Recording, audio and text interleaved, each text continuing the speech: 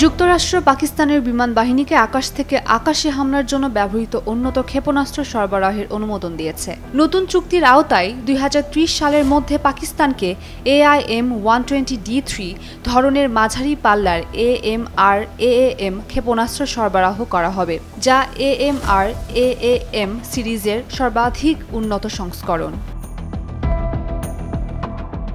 চুক্তির মূল্য $2.5 বিলিয়ন, যা পেয়েছে মার্কিন প্রতিরক্ষা প্রতিষ্ঠান রেথিয়ান কোম্পানি। যুক্তরাষ্ট্রের যুদ্ধ বিভাগ জানিয়েছে, এই চুক্তির আওতায় পাকিস্তান, তুর্কি ও অন্যান্য মার্কিন মিত্র দেশের জন্য AMR/AAM ক্ষেপণাস্ত্র উৎপাদন করা হবে।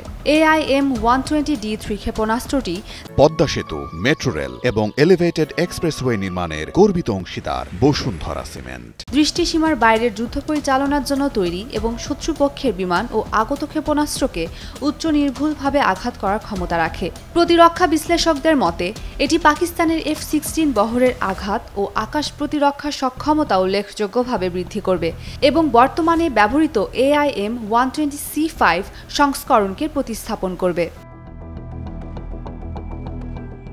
বিশ্লেষকরা উল্লেখ করেছেন, নতুন ক্ষেপণাস্ত্র পাকিস্তানের বিমান বাহিনীকে দৃষ্টিসীমার বাইরের লড়াইয়ে নির্ভুলভাবে আঘাত হানতে এবং দূরপাল্লার সুবিধা অর্জনে সহায়ক হবে, যা দেশের সামরিক আধুনিকায়নের গুরুত্বপূর্ণ ধাপ হিসেবে গণ্য করা হচ্ছে। পাকিস্তান দীর্ঘদিন ধরে নতুন প্রজন্মের AMR/AAM ক্ষেপণাস্ত্রের জন্য লবিং চালিয়ে আসছিল। উম্মের রুম্মান ক্রান্তি, ডেইলি সান।